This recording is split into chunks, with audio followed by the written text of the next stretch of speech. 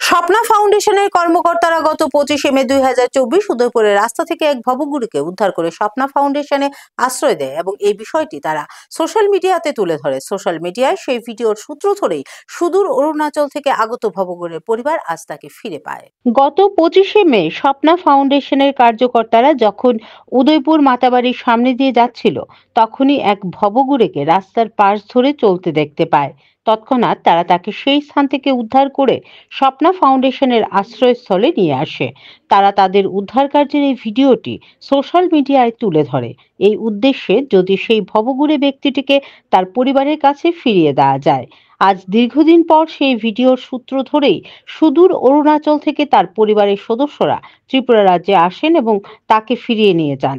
আজ সন্ধ্যায় রাজ্যে এসেই সেই ভবঘুরের পরিবারের লোকজন স্বপ্না ফাউন্ডেশনের উজান অভয়নগর স্থিত আশ্রয়স্থলে যান এবং স্বপ্না ফাউন্ডেশনের কর্মকর্তারা সেই ভবঘুরেকে সুস্থভাবে তার পরিবারের হাতে তুলে দেন। ভবঘুরেকে তার পরিবারের হাতে তুলে দিতে পেরে স্বপ্না ফাউন্ডেশনের কর্মকর্তারা অত্যন্ত আনন্দিত। স্বপ্না ফাউন্ডেশন সমাজের শুভ বুদ্ধি সম্পন্ন মহলকে ধন্যবাদ জ্ঞাপন করেছেন এবং আগামী দিনগুলোতে স্বপ্না ফাউন্ডেশন যেন তার কার্যক্রম এগিয়ে নিয়ে যেতে পারে তার জন্য সকলের কাছে সহযোগিতার হাত বাড়িয়ে দেওয়ার জন্য আবেদন জানিয়েছেন।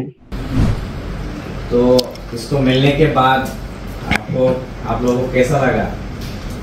मुझे तो बहुत अच्छा लगा ना, बस इमोशनल भी हो गया। आप देख रहे हैं तो अभी जितना हो सकता है इसको हम अच्छा से लगने की कोशिश करेगा।